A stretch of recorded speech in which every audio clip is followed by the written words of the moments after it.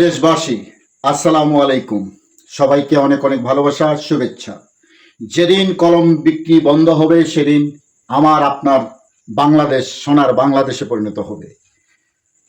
যাকে আমরা ফ্যাসিস্ট সরকার বলি, 15 বছরের শাসনামল অবসান ঘটিয়ে ছাত্র জনতা বিপ্লবের মধ্য দিয়ে আমরা নতুন বাংলাদেশের যে স্বপ্ন দেখলাম, গণভবন লুটপাট, ধানমন্ডি 32 ভাঙচুর সহ অসংখ্য মিডিয়া, পত্রিকা, অফিস, ব্যবসায়ী প্রতিষ্ঠান ধ্বংস করে নতুন বাংলাদেশের যে বিপ্লবী স্বপ্ন দেখলাম, কোঠা আন্দোলনের নামে যে স্বপ্ন দেখলাম, আপামর সকল মেধাবী ছাত্র ছাত্রীরা তাদের মেধা অনুযায়ী কর্মসংস্থান বা চাকুরি খুঁজে পাবে, যে স্বপ্ন দেখলাম বাংলাদেশ উন্নয়নের পথে এগিয়ে যাবে, যে স্বপ্ন দেখলাম বৈষম্যহীন একটি বাংলাদেশ হবে, যে স্বপ্ন দেখলাম হিন্দু, মুসলিম, বৌদ্ধ, খ্রিস্টান সমগ্র জাতি গণতান্ত্রিক অধিকার, নাগরিক অধিকার নিয়ে বুক উঁচু করে, মাথা উঁচু করে বাংলাদেশে বসবাস করবে। আজকে আমরা দেখছি সে স্বপ্ন একেবারেই ভেস্তে যাচ্ছে। সিস্টেম বদলাতে হবে, তবে বাংলাদেশ বদলাবে। আমি শুরুতেই বলেছিলাম, কলম বিক্রি যেদিন বন্ধ হবে সেদিন এদেশ সোনার বাংলাদেশে পরিণত হবে। বন্ধুরা, এই কলম বিক্রি দোকানের বা লাইব্রেরিতে বিক্রি হওয়া কলমের কথা বলছি না, বলছি বড় বড় আমলারা যখন একটি সিগনেচার বিক্রি করে দেয় কোটি কোটি টাকার বিনিময়ে, ঘুষের বিনিময়ে, নিয়োগ বাণিজ্যের বিনিময়ে, সচিবালয় সচিবরা যখন বিক্রি হয়ে যায়, প্রশাসন যখন বিক্রি হয়ে যায়, তখন আম জনগণ, জনসাধারণের স্বপ্ন বিক্রি হয়ে যায়। আজকে সারা দেশব্যাপী যে বন্যার ভয়াবহতা দেখছি, বিশেষ করে রাজধানী শহর আমাদের ঢাকা শহর, বাণিজ্যিক শহর চিটাগং শহর পানিতে তলিয়ে যাচ্ছে। সিটি কর্পোরেশনের অবহেলায় ড্রেনেজ ব্যবস্থা এতটাই ভেঙে পড়েছে যে 42 বছরের রেকর্ড ভেঙে গেছে। আমরা দেখছি কিছু রাজনৈতিক গোষ্ঠী সামান্য কিছু ত্রাণ নিয়ে তারা মহড়া দিচ্ছেন, কিছু ত্রাণ দিচ্ছেন। এই ত্রাণ যে পরিত্রাণ নয়, দীর্ঘমেয়াদী, দীর্ঘস্থায়ী জনগণের ভোগান্তি নিরসনের উপায় নয়, সেটা কিন্তু আমরা ভালো করেই জানি। আমরা দেখি যখনই বন্যা হয়, দেশের মানুষ যখন বন্যায় কবলিত হয়, তখন কিছু মানবিক সংগঠন, রাজনৈতিক সংগঠন, সরকারি সংস্থাগুলো এগিয়ে আসে সামান্য কিছু সহযোগিতা নিয়ে, কিন্তু এইখান থেকে বেরিয়ে আসার দীর্ঘমেয়াদী পরিকল্পনা কেউ করে না।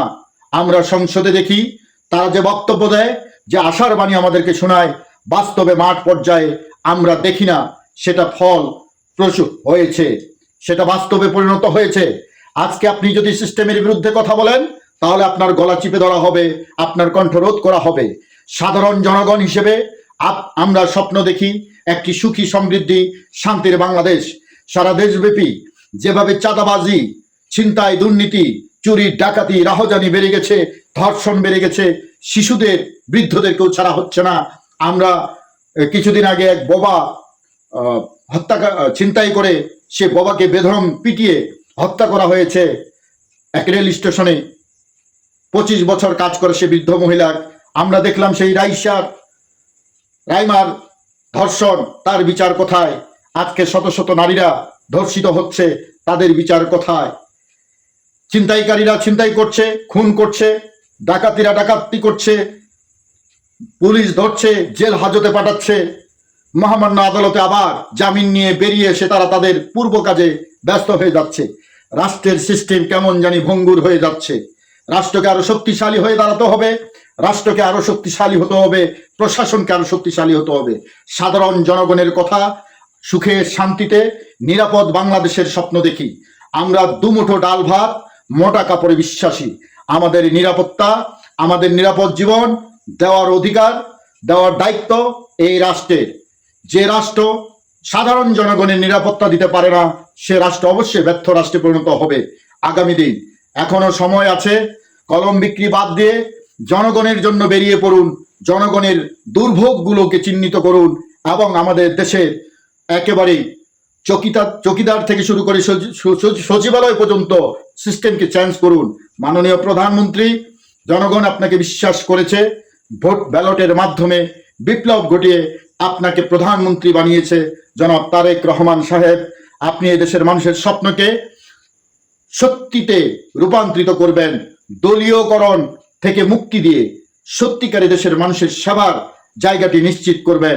মানুষের জীবনবোধ, কর্মসংস্থানের ব্যবস্থা, নিরাপত্তা আপনি জোরদার করবেন। আপনার যে আমলারা রয়েছে, আপনার যে সিস্টেম রয়েছে, যে সিস্টেম দিয়ে রাষ্ট্র পরিচালনা করছেন, এই সিস্টেমের প্রতিটি টেবিলে টেবিলে দুর্নীতির বন্যা বয়ে যাচ্ছে। যেমন করে চিটাগাং ভেসে গেছে বন্যার পানিতে, ডুবে গেছে হাজার হাজার লাখ লক্ষ মানুষ, তেমনি দুর্নীতির বন্যায় আমার দেশ, পুরো সিস্টেম, পুরো আমলাতন্ত্র আজকে ডুবিয়ে লুটোপুটে খাচ্ছে। সেই সাথে রাজনৈতিক পরিচয়ে কয়েকটি রাজনৈতিক সংগঠন যেভাবে সাধারণ মানুষের বুকে ছুরি মেরে রক্ত চুষে খাচ্ছে, সেদিকেও লক্ষ্য রাখতে হবে। চারিদিকে শুধু দলীয়করণ আর দলীয়করণ। আমরা এর থেকে মুক্তি চাই।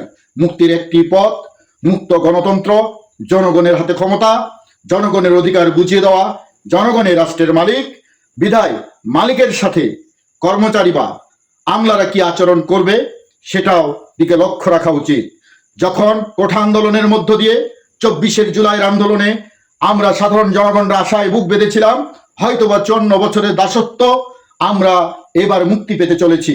আমরা ঘরে ঘরে কাজ পাবো, নির্বিঘ্নে ব্যবসা বাণিজ্য করতে পারবো, আমরা স্বাধীনভাবে বাঁচতে পারবো মাথা উঁচু করে বিশ্ব দরবারে।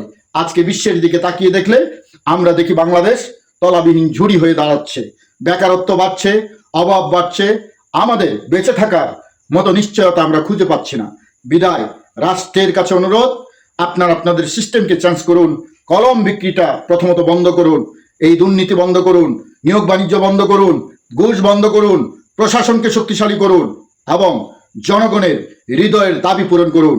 তাহলেই দেশ এগিয়ে যাবে এবং দেশ আপনাদেরকে, যারা ক্ষমতায় আছেন, আপনাদেরকে ভালোবাসবে। যদি না হয় তাহলে 24-এর চেয়েও বড় বিপ্লব ঘটবে এবং এই বিপ্লবের বন্যায় সকল দুর্নীতি অন্যায় ভেসে যাবে। ভালো থাকবেন প্রিয় দেশবাসী। লড়াইয়ের সম্মুখে আছি, সকল অন্যায়ের বিরুদ্ধে প্রতিবাদ করবেন, যেখানে অন্যায় সেখানে রুখে দাঁড়াবেন এবং অসহায় লাখো মানুষ, বানভাসী মানুষের পাশে দাঁড়াবেন। যে যেভাবে পারেন আপনার আমার সামান্য সহযোগিতায় ফিরে পেতে পারে তারা আবার নতুন করে বাঁচার নতুন স্বপ্নের সম্ভাবনা। বাংলাদেশ জিন্দাবাদ। জয় হোক খেটে খাওয়া মেহনতি মানুষের।